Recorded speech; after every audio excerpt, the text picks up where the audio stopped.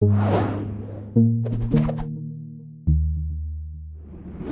I got to level with you guys. I was really excited about this conference. I was really excited about my presentation. I thought I had some really revolutionary new ideas to discuss. And then yesterday, Dave Rupert got on stage.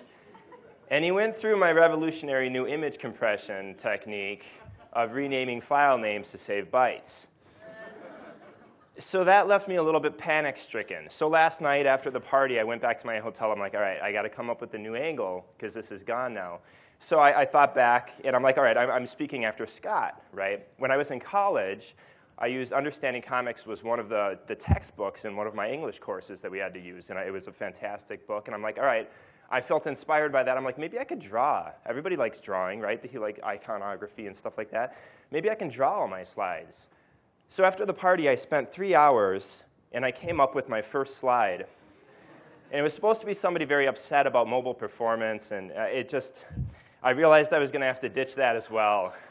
So wait, it's not that bad. Why?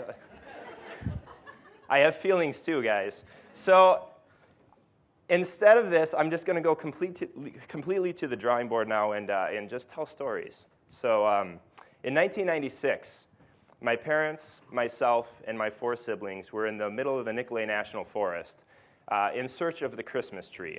You see, every year we made this Christmas tree excursion. It was a big deal for us. For some families, it meant going down to the tree lot and picking out the best-looking one and bringing it home, or maybe grabbing the artificial one that was hidden in your basement from last year.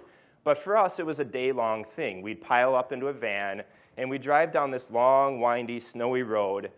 For Florida people, the white stuff is the snow, and you've seen it in movies. It's really cold, and when I say cold, I don't mean like on Sunday when it was 70 degrees and there was somebody walking around in a wool sweater. That's messed up. No, I mean like really cold, like you needed the sweater. And so we walked around for hours in this knee-deep snow looking for the right tree. And we were pretty particular about this, right? We took this very seriously. So we passed on a lot of candidates until we finally, after a few hours, found the right one. It was beautiful. It was well-shaped. It had branches in all the right places. It was a nice shade of green. And to be honest with you, our standards had kind of lessened over the last few hours because we were getting cold and tired. So my dad took out his handsaw, and he cut down the tree, and we tied a rope to it, and we started to drag it back towards the van. And we're walking, and it's getting colder, and it's getting darker. And I'm thinking, man, it feels like we've been walking for an awfully long time. And I look up at my dad, the designated leader of this group, and he's got this slightly panic-stricken look in his eyes. And that's when it hits me that, oh crap, we're lost. We are lost in the middle of winter in a thick forest, in a part of the forest that we had chosen in part because it was so remote that most sane people wouldn't go there at this time of year, which meant we weren't going to get bothered. Of course, the problem with that is that this also meant we weren't going to get discovered or found. We were going to have to figure this out for ourselves. Now, you can understand how this made us all a little bit frustrated. My mom and dad weren't exactly thrilled by the prospect of their 5 children spending the night in the middle of the woods. In addition, my dad had a little bit of guilt, undoubtedly, because this was his thing. That he was so good with directions. It was like he had a GPS inside of his head. And you drop him in the middle of the forest, and he found his way out every single year, which is the exact opposite of me. I need an adult chaperone to get to my hotel room, and it's in the same hotel. But my dad never had that problem. And so this was a really weird thing for us. And of course, us kids, we weren't very thrilled about this either. We were tired, we were cold, it had been a long day. And we knew what happened after the successful retrieval of the tree every year. Hot chocolate with big fluffy marshmallows. You see, when we got the tree back to the van, we'd celebrate with the hot chocolate and with family bonding activities like snowballs and giving your brothers and sisters face washes. And if you guys are unfamiliar with the concept of face wash, this is it. And it's really, really fun if you're the other guy. And so this is what happened every time after the tree, but we weren't going to get to do that if we couldn't get back to the van. Now, I don't know about my brothers and sisters. I imagine some of them were a little bit scared by the prospect of spending the night in the woods, but in my skinny little 13-year-old head, I wasn't worried at all. You see, I pictured myself as this rugged outdoorsman. I grew up on Davy Crockett and Daniel Boone stories, and I figured I was just like them.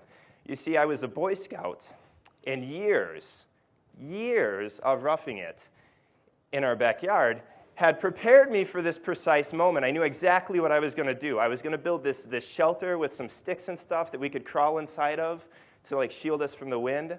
I was going to boil some snow, and I didn't know exactly what I was going to put the snow in or how I was going to start the fire. But frankly, those were just details, and you shouldn't be bothering me with details when I'm trying to save lives. And I was going to boil this, and once the water was boiling, I was going to throw in some pine needles, because I remembered reading somewhere that pine needles were an excellent source of vitamin C, which, of course, means they're good to eat in a pinch, right? Vitamins are a good thing. And it would be tough. It would be a long night. It would be cold, and honestly, the pine needle soup probably won't be that filling, but we'd get by thanks to my finely tuned survival skills. Now, thankfully, for all of us, we never had to actually test those skills, because just when it was getting so dark that we could see maybe about a foot in front of us, we stumbled onto the road. And from there, my dad's GPS kicked back in, and we were able to get back home.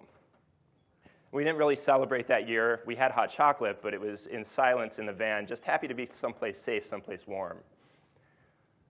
Now, looking back at what I affectionately refer to as the Christmas tree trip from hell, that's the transition, the burn transition they mentioned on the panel yesterday. I had to stick it in just to spite them. I think it's coming up again, is what I hear from someone. It was pretty easy to see what our problem was, right? We weren't deliberate. We weren't intentional about getting back to the van at all. We took that part for granted. That just happened. We spent so much time focusing on getting the tree and what happened after we got the tree, but we never really connected the dots. The web is suffering from a very similar lack of intent and a similar lack of deliberateness. Websites are getting fatter and fatter and fatter, and they're doing it at a very alarming rate. I mean, it's a very exciting time to be working on the web. We have these new networks that are coming up, like 4G, that offer all sorts of tremendous speed advantages. We have browsers that are capable of doing things that we've never been able to do before on this platform. We have souped-up machines that mask all of these performance issues. And what happens is the combination of all these things means that we put all this stuff into our sites, and we end up building the web equivalent of this. It looks amazing. I mean, it does if you like bacon and cheese with your bread, and I do. But this isn't healthy. As amazing as it looks, this isn't healthy. This isn't very good. The median weight of a site as of January 1st was 1.5 megabytes. Compared to January 1st the year before, that's a 38% increase. That's a pretty big jump. I mean, we've been coming in around 25, 26% increase for the last few years before that, but 38% is even more sizable.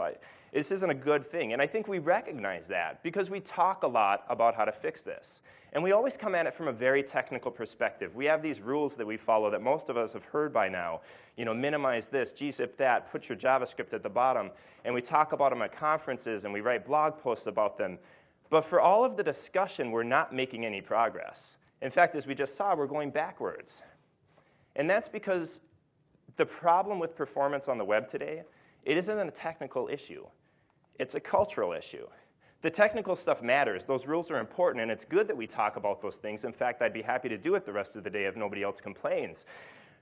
But at its heart, it's much more deeply rooted than that. You see, a lack of performance reflects a lack of planning. Like my family with the Christmas tree, if we're not deliberate and intentional about it, if we don't put the steps inside of our process to make sure that it happens, and we don't leave it to chance, then it's just not going to happen. We're going to continue to build these slow, bloated sites. And I think this cultural issue is actually very evident when we look at the way we approach a lot of our projects. I was talking to a friend about a site that they had worked on. A beautiful site, very well built, responsive, lots of smart things going on. It was slightly heavy, not obnoxiously, but enough that he felt like he needed to explain things to me a little bit. So he said, you know what, I doubt anyone really wants to create a poor performing site. It's just a product of not being afforded the luxury of time and top-down pressure. Now, at first read, this can sound a little bit like a cop-out. But I think if we're being honest with ourselves, it's not, because I think we can all relate to this. I know I can. I worked on a project. We had a fantastic group of designers, fantastic group of developers, and we were really excited about this redesign we were going to do. And we were going to build something, and it was going to be beautiful, and it was going to be robust, and it was going to be fast. And we used that word fast. It was just one of those things, one of the characteristics of what we were going to build. Even management was saying, yeah, we're going to build a fast site. And there was no reason to think it wasn't going to happen. Again, a very talented team, and we took a lot of pride in what we built. Now, early on in the process, we were using the traditional waterfall approach, right? Designers would create something in Photoshop, toss a PSD over the wall to the developers, and the developers would go and build it. Unfortunately, mid-toss on one of the early iterations, that middle management group, they got a peek at this thing, and they fell in love with it. And rightfully so. It was beautiful, it was rich, it was vivid, it was immersive. It was, from a visual standpoint, that PSD was amazing. And so they started dreaming up marketing and advertising initiatives, and they fell for this thing. They fell in love with this mock-up, which was a problem because by the time the development got it, they were already sold on it, but it was obvious right away that there were going to be a lot of issues. There were full-screen things here and carousels there and another carousel here. I mean, it was going to be so incredibly challenging not only to just make it work, but to make it actually perform well, which was one of the, originally at least, one of the important goals with the project. But all right, we're a good team. We'll figure this out. But then strike two came, which was that shortly after that middle management group, along with the marketing things that they dreamt up, they decided that there was now a new deadline because one of the things they had in mind had to happen by such and such a date. So the timeline got shrunk. Now the project scope didn't truncate to match. So we now had this complex site to build, and we had about half the time to do it in. What this did to the way that we approached that project, what this did to the way that we talked about our site, the transformation was incredible. We went from building something beautiful, robust, and fast to building something that was beautiful and done on time.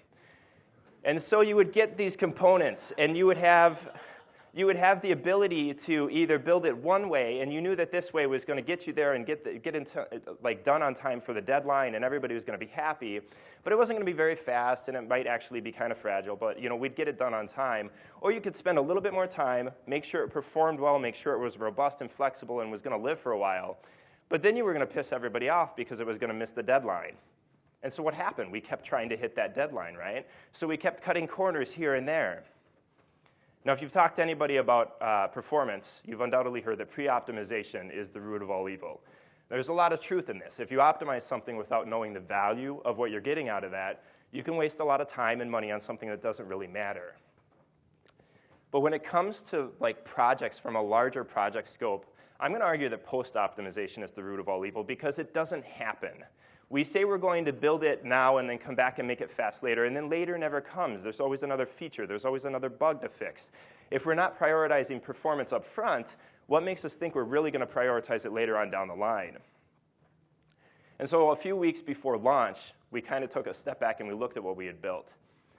And it was beautiful, but it was fat, and it was slow, and it was sluggish, and it was everything we said we were not going to build. We had set out to create something awesome, and the result was something a little bit more like this. And the thing was, it wasn't any one trade-off. There was no one thing we could point to and say, if we hadn't done that, if we fixed this, we could make it better, right? It was death by 1,000 cuts. All of those little trade-offs along the way added up to create this bloated site. Now, again, we took a lot of pride in what we built, so we weren't going to ship this thing. So for the next few weeks, we busted. I mean, we worked over the weekends. We worked incredibly late hours, incredibly early mornings. We got by on very, very little sleep. There was anger, there was frustration, there was even crying. I'm not making that up. It was not me. But there was, people got really, really upset about it. It was a very emotional, trying time for all of us. And thanks to massive quantities of coffee during the day and massive quantities of something a little different at night, we managed to get through it. And so by the time it launched, it was better. But it wasn't fixed. It wasn't fast. It was just less slow. We were able to fix it to some extent, but so many of the performance issues were just too deeply rooted for us to take care of in that short of a time span. So the site launches. And the initial reaction, which is what we kind of expected, is everybody's like, oh, it's so beautiful, so gorgeous. And it was very well done on that level. But it didn't take long before those performance issues, the same issues that we knew were there, started to rear their head. And suddenly people are like, well, why does it take so long to do this? Why is this transition so slow? Why are we taking so long from this page to that page? And suddenly everybody who wasn't paying attention to performance earlier, performance had become a priority for them because it was broken now. It's a lot like plumbing in that way. It's fundamentally important, so very important, but you can't get anybody to talk about it. Nobody wants to focus on it until it's broken and the toilet's backed up and there's water spraying everywhere. And the problem is that by then it's a little too late. And the thing is, we can do better than this, right? It doesn't have to be this way. We have the ability to be smarter about how we build our sites and applications. We can not only make the process more conducive to performance and put the checks and balances in place, but we can create a standard by which sites and applications perform better regardless of user location, regardless of the network they're using, regardless of the device. And to do this, to alter the culture to be more conducive to performance, we have to start by getting the support of the people on our team and the support of the people who are overseeing the projects. Now, there's a right and a wrong way to do this. I can tell you the wrong way. See, this is all about my mistakes today. I was working at an agency when I first started paying attention to performance optimization, and I read everything I could. Steve Sodders had all sorts of great data. There was all sorts of case studies. And I fell for it, and I loved it, and I soaked it all up, and I loved all the data. The data got me really excited. And we, at our agency, weren't doing anything. We weren't doing anything at all about performance. We didn't even consider it really while we built our sites. And so I'm like, this has to change. So I went and I created this PDF. It was 20 pages or so, something like that. And I shoved all this data inside the PDF, all this stuff that made me so excited about performance. And I spent a lot of time on this, and I felt really, really good about it. And so I walked into my boss, in retrospect, probably a little too cockily, and I plopped the report that I had printed out onto his desk, and I said, hey, you need to look at this. We need to be doing something here. And then I just kind of sauntered out, sure that it was going to have an awesome impact. I don't think he made it past page 1 before his eyes glazed over and he probably fell asleep. And nothing changed, and nothing came out of it. And there were 2 primary reasons why I failed. First, I shoved a whole bunch of stats and data in there and expected that he was going to invest his time in that and like looking through and combing over that stuff like I did. And what I should have been doing is making it visual. I should have found a way to visually convey performance differences and performance discrepancies and issues so that at a glance you can see there's something here to pay attention to. Now, there's actually some really great tools for this, and 2 come from webpagetest.org. And if you're not familiar with that, it is a fantastic, fantastic resource. It's actually insane that a resource that is that well maintained and offers that much is available for free for public and private use is absurd. But they have the ability to do a video recording of a page as it loads. So this is ESPN and Sports Illustrated's mobile sites next to each other. And when you put them like this right next to each other, yes, there's the little bit of the timer at the bottom, but that doesn't really matter because you can tell right away that Sports Illustrated's got itself a little bit of an issue here, right? I mean, ESPN has been done for a long time. Sports Illustrated is still figuring out what it's going to put up on that page. This is a way of demonstrating right away without any data that there's a problem. There's a difference here that we need to acknowledge. WebPageTest actually has a screenshot feature where they'll take screenshots as the page loads progressively, so you can see over time how the pages stack up. So again, ESPN is on top, Sports Illustrated is on the bottom, and you can see that at 2.5 seconds, the third screenshot there, I've got headlines, I've got images, I've got navigation, I've got everything from ESPN, and Sports Illustrated doesn't even have a header on the page yet. I can't do a thing with it. Again, there's very little data involved here, but at a glance, from a visual perspective, you can tell that there's a difference here. Plus, the added benefit of this is you make it competitive. Right? I mean, if you go into McDonald's and you tell them that Burger King's site is wiping them off the face of the earth, they're not going to like take that lightly, right? They don't want to lose to Burger King. They're going to figure something out and try to fix that. And again, they do it all at a glance. No need for a whole bunch of stats to overwhelm anyone. Now, the second reason why that report failed is because I assumed all of the information that was so compelling to me was going to matter to them. But it doesn't. It had to matter to that person. The problem is that we all have different jobs that we're doing. And each of these different jobs has different criteria by which we're deemed either successful or not successful. So for me, it's things like, if does a site work on these different devices and how quickly does it load and all these other things that go into building a site. But for somebody like my boss, he didn't care about that. He wanted to know, okay, well, what does it do in terms of like bounce rate or revenue or conversions or whatever that happens to be? And you need to find out who you're talking to and what it is that matters to them. And this is where you can do some light sprinkling of some stats. And there's plenty of case studies from this. Amazon found that by taking just 100 milliseconds off page load time, a really minor amount, they saw a 1% increase in revenue. Now, 1% might not sound like a lot. But in the second quarter of 2013, they had $15.7 billion in revenue, which means that for every 100 milliseconds they took off load time, for every 1%, they were getting an additional $157 million over the course of a single quarter. That's a little bit more dramatic. And Amazon, by the way, takes performance very, very seriously. They have a dedicated team for this. And the team has come out and said, you know what, their goal is to not exist anymore. They want performance to be so built into the process that they don't have to be a standalone group by themselves. And if they're ever looking for reasons to get support from their team, here's 157 million reasons for them. Etsy. Etsy is a company that does a lot of emphasis on performance and puts out a lot of great data.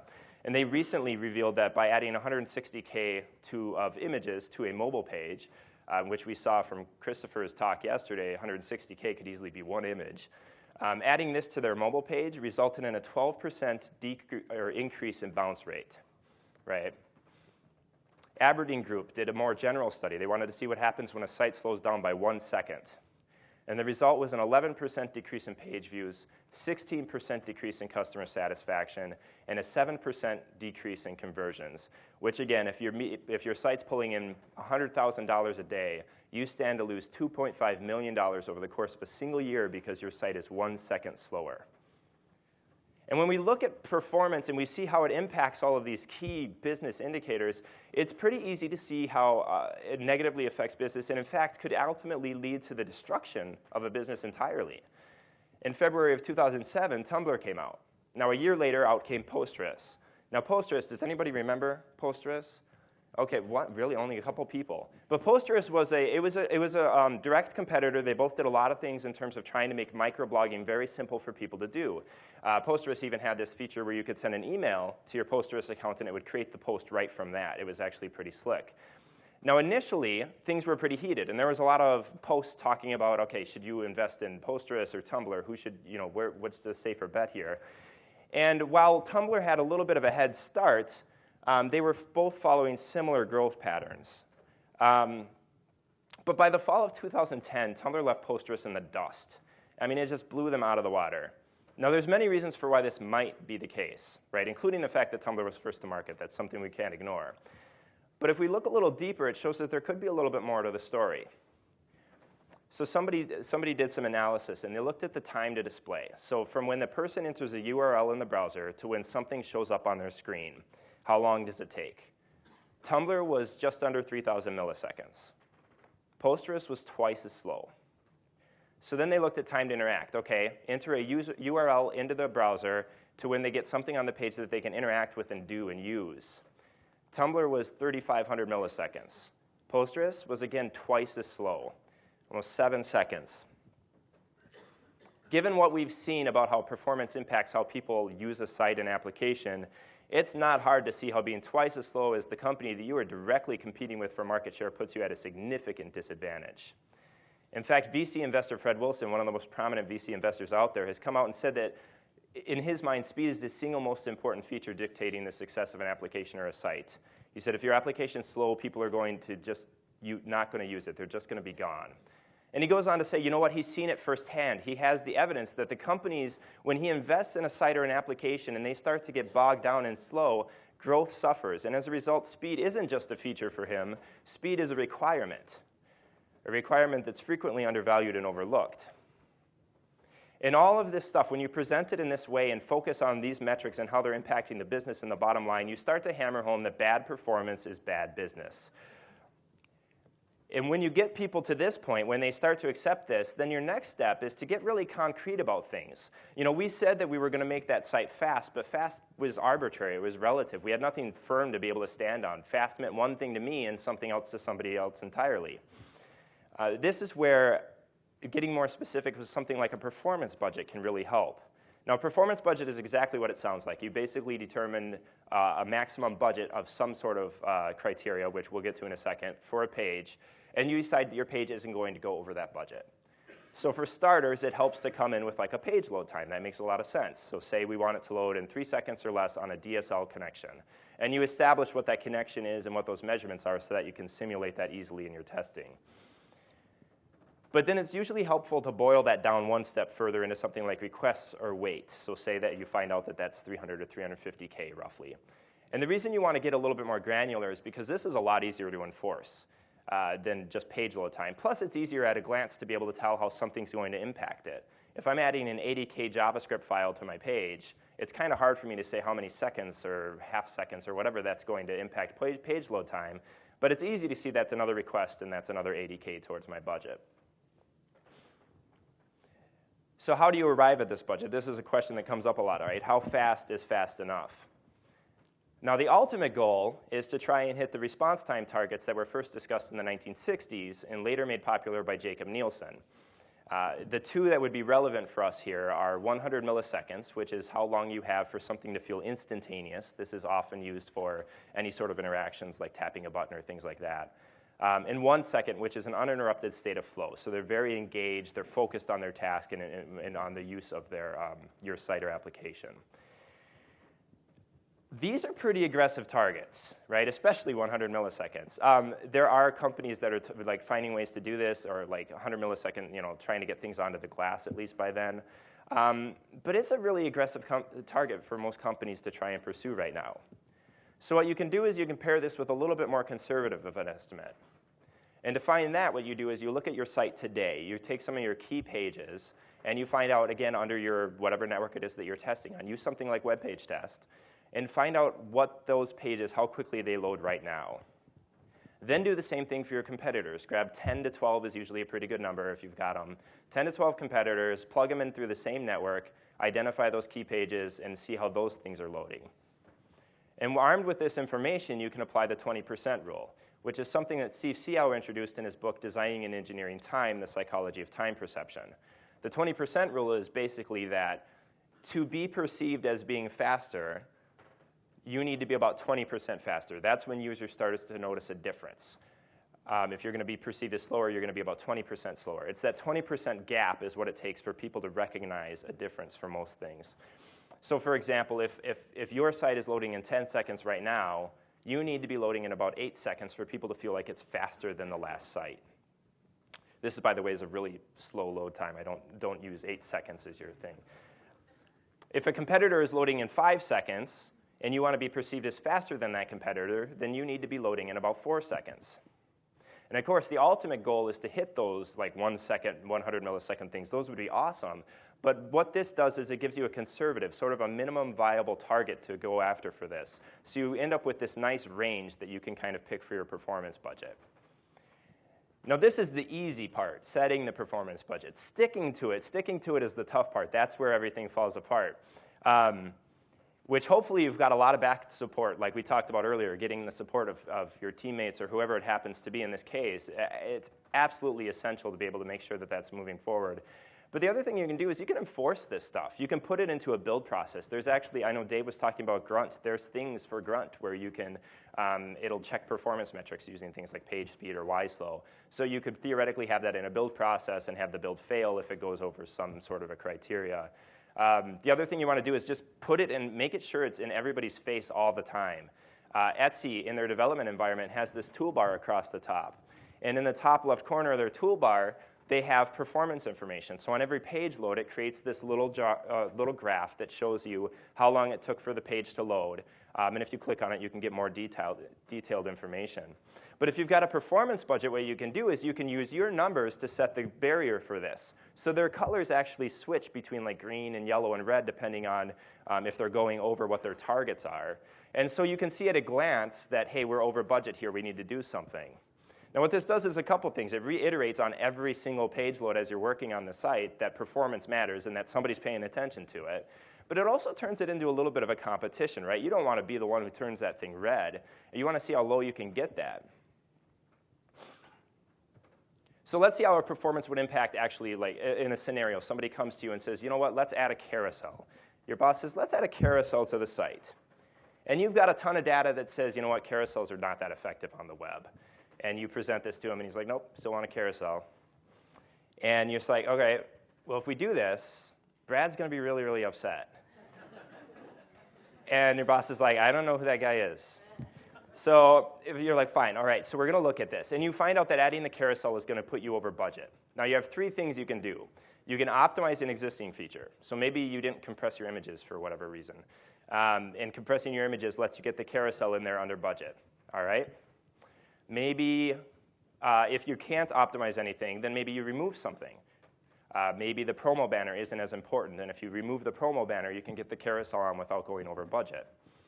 Now, if you can't optimize anything enough to get it in, and you can't remove anything to get this carousel onto the page, maybe you don't add it. If it's going to push you over the budget and you can't justify its existence over anything else on the page, maybe it doesn't need to be there.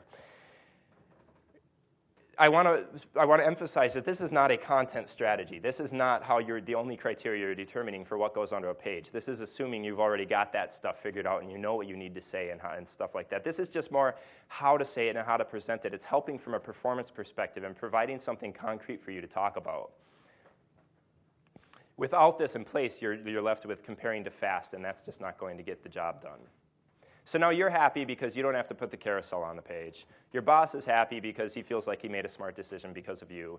And Brad's happy because one site has no carousel. And of course, the people using your site are happy. Because when you set a performance budget and you stick to it, you're putting emphasis on one of the most fundamental components of the user experience online. Luke Wroblewski said that being a web designer and not considering speed or performance is like being a print designer and not considering how your colors are going to print. In other words, it's a fundamental consideration of working on the medium. And this shouldn't be that much of a surprise, and it probably isn't to the people in this room. Right? The web is an interactive, dynamic medium. Our relationship with pages and applications are made up of a series of interactions. We click a link, we load a page, we submit a form. All of these are interactions, and they're at their core of what it means to experience a website.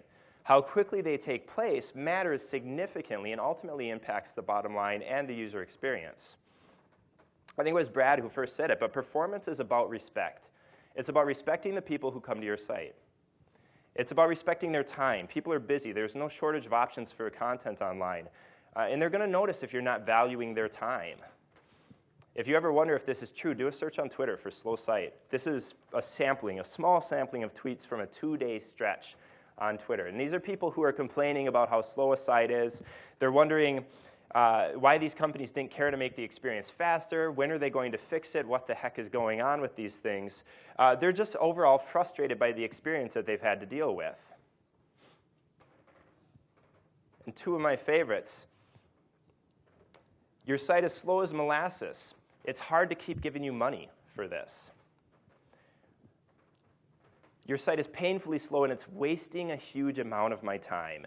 And when you waste people's time, they're just going to leave. 60% of people said that a slow-loading site makes them less likely to come back in the future. 40% of those people said they're going to go to a competitor's site next. Now, out of the few people that decide to come back, you've left a bad taste in their mouth. And that bad taste, those bad experiences linger, and they're tough to get rid of. Google did a study where they added 400 milliseconds to load time. They wanted to see what happened to user engagement. Now, unsurprisingly, given everything that we've seen, they saw that people performed less searches and were just generally less engaged on the site. That was kind of boring. So then they pulled the 400 millisecond delay out. The people who originally got the delay were still less engaged. They still performed less searches. The problem had been fixed, but the damage persisted. It took a long time for that usage to ramp back up to the regular levels. This is why it's so important to do the performance up front, too, and not come back to it later. Performance is about respecting people's money. Lots of people have data caps that can get very quickly eaten up, and if you're using like a mobile plan or doing any sort of roaming, whether that's with your phone or your laptop or your tablet tethered to these connections, it can get hit pretty hard. By now, probably everybody's seen the example of the Oakley site, which when it came out was 85 megabytes. On both the desktop and the phone. And Andy Clark figured out that at his roaming cost, that would mean it was $785 to load the site. Now, they've done a lot of hard work. I think it's around 13 megs last I heard, which means that it's now a bargain at $125. But they're far from the only example. Ronan Kremmen from MobiForge did some research. He wanted to see how more regular pages, like what did they cost? Pages that were heavy, but not like obnoxiously. And what he found is that nextweb.com cost about $44 a page. Vogue costs $65 a page. I mean, is this really worth it? This is one page. This isn't the full site. This isn't moving around the site. This is one page of Vogue. Is it really worth $65 to get one page of content when I can undoubtedly find that somewhere else online? To put it another way, I can spend $65 on one page of Vogue on my roaming plan, or I can buy 15 copies of the magazine.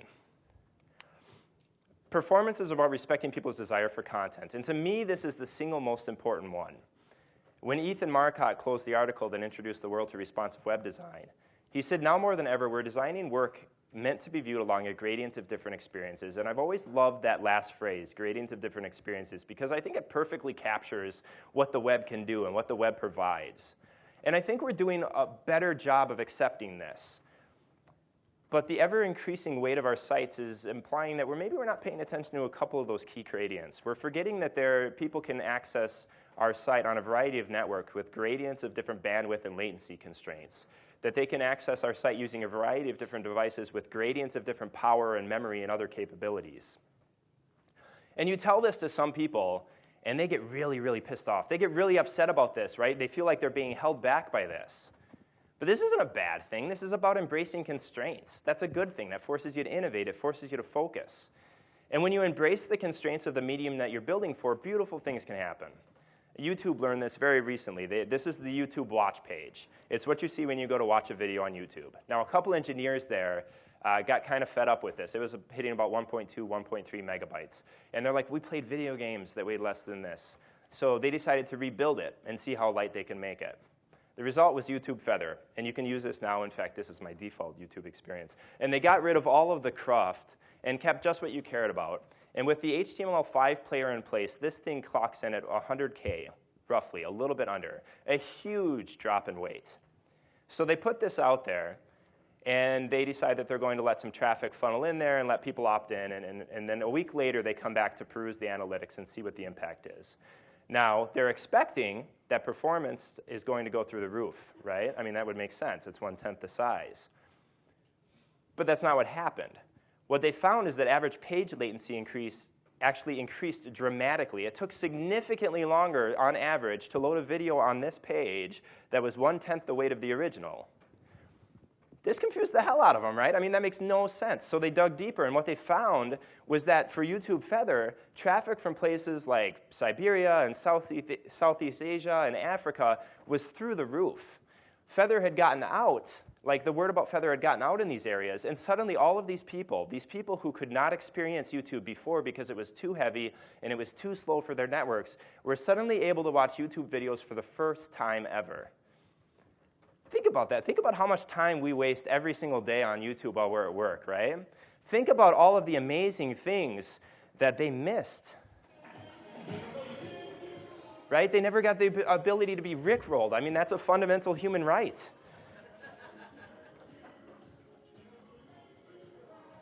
I'll stop it in a second. So what this caused them to conclude was that, you know what, by prioritizing performance, by keeping client-side code small and lightweight, they could expand their product to new markets entirely. And this is a painful lesson to learn. Nobody wants to hear that you've been excluding people from your site. Not you, definitely not your boss. But it's an eye-opening one as well. See, the web can be accessed from anywhere, on any device with a connection to the internet. That's freaking awesome.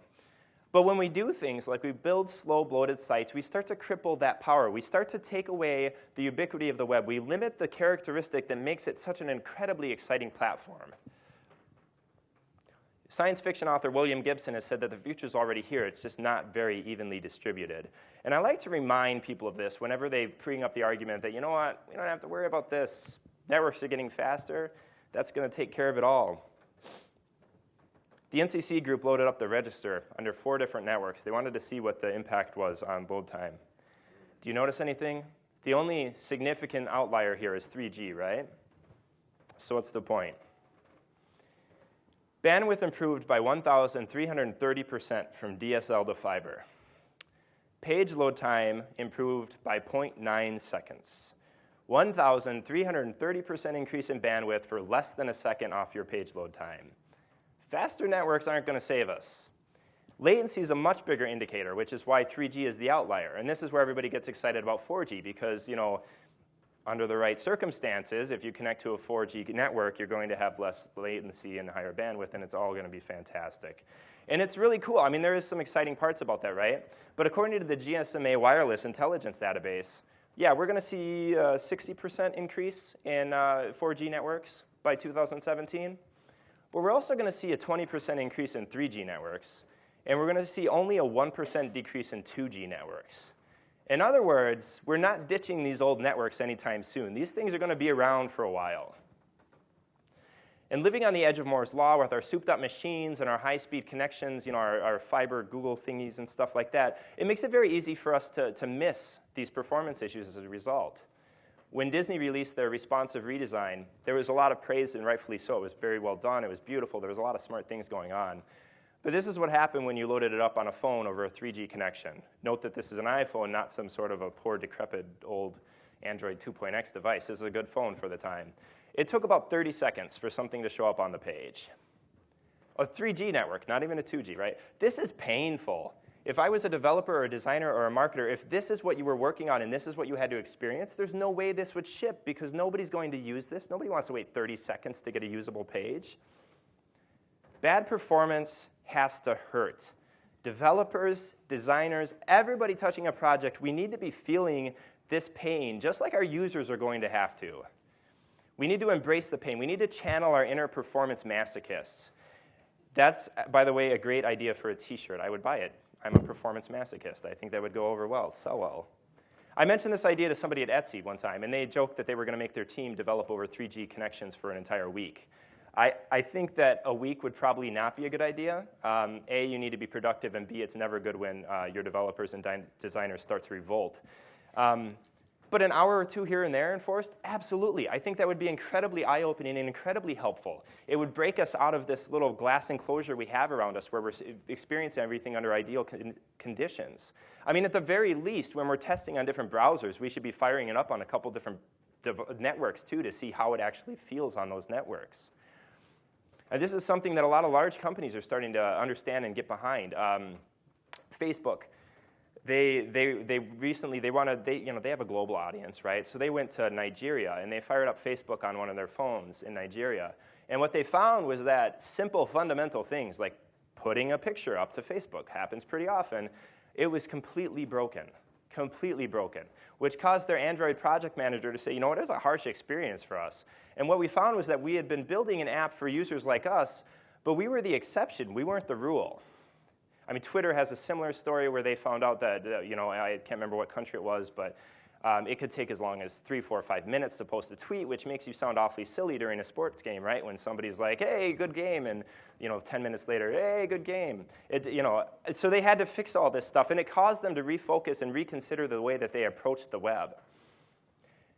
Now, we can't all go to Nigeria.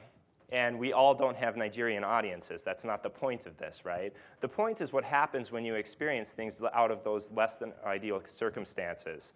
And there are many, many different ways that you can explore this at your own companies. There are many tools for simulating these networks and experiencing this. And it doesn't really matter which one you use. It just matters that you do it. There's value in pouring salt into our performance wounds, which, of course, means that we can't live in Photoshop. We have to get this stuff into a browser as soon as possible. Now, I'm not here to say that we should be designing in the browser or not. A, I know Phil's coming up later to talk about some Photoshop stuff. B, I know it came up at the panel, and it's a hot topic. I wouldn't be surprised if it comes up at today's panel. I'm not going to say anything like that because I don't want anything thrown at me right now.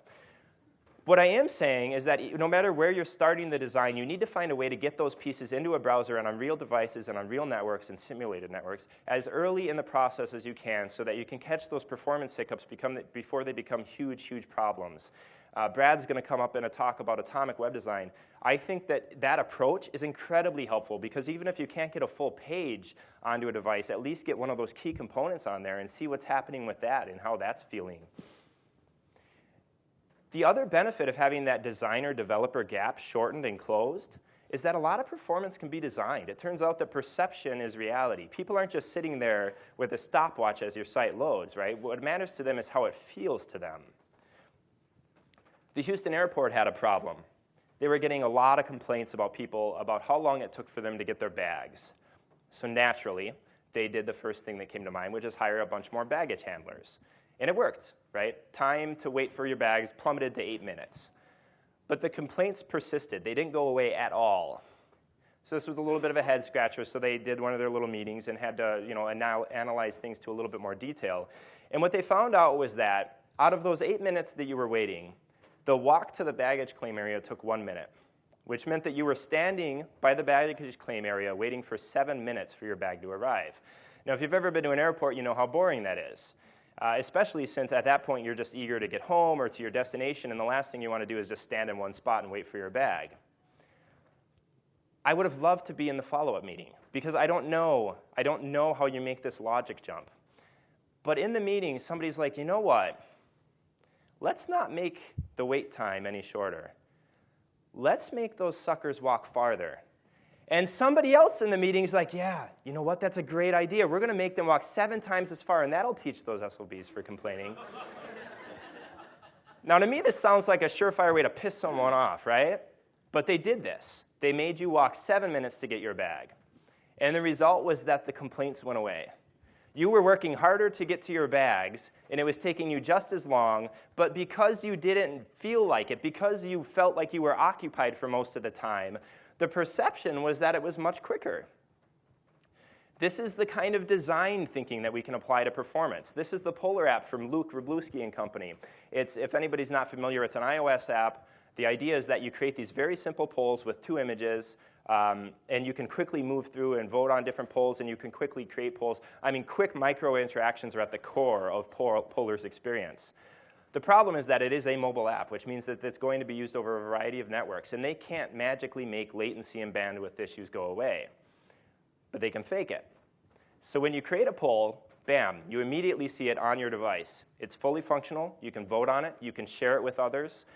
To all appearances, it appears to be the real thing. The reality is that this is just a temporary local version. The real poll is still being synced up to the servers in the background, completely oblivious to you, the user. You have no idea that that's going on. So the result is that what you want, a usable, shareable poll, has been taken care of instantaneously. Meanwhile, the actual reality is that the machines are taking care of all the performance hiccups and keeping those hidden from you so you don't have to experience them and feel them.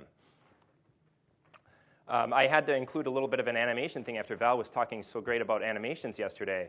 I didn't have my phone, otherwise I would have done a quick recording of this here. I didn't have my any iOS device, but at one point at least, the Google search app on iOS, this is what would happen. You would enter in something, and then it would start to animate from the side and bring in this tab and slide it on over. Did I lose one animation there? Oh, there we go. And it would slide it over and replace what was sitting there. What this did was it meant that as soon as you hit enter on the first time, it was already loading what it needed to load. But because it had the animation in there, the transition in there, you get some instantaneous feedback, and it also provided a few milliseconds of buffer for that thing to get kick-started and start loading things so that it felt quicker for the user as it came into place. Now, these are things, I wanted to talk about the cognitive load time that Scott mentioned earlier, which was an excellent, excellent point, and it kind of gets to what we're talking about in terms of the animation and the Polar thing, right? Ultimately, what performance comes down to is task completion. Right? People want to feel like they can complete their tasks quicker on your site or application. That's what they're looking for. And so the quicker people can comprehend the information that they need, the quicker that they can do what they need to accomplish on a site, the faster it's going to feel to them. So if you want to build a site or application that feels fast to people, make sure they can get their stuff done quickly. Animations, clever transitions, even just as simple things as just good information architecture, all of these things contribute to this. This is performance by design. This is holistic performance. This isn't performance that's trapped off in the developer's world somewhere. This is what happens when you get the entire team invested in making sure that people can do the stuff they want to do as quickly as they want to do it. You know, we never got lost looking for the Christmas tree again. It was fun the first time, but we decided that it was something we didn't really want to do again.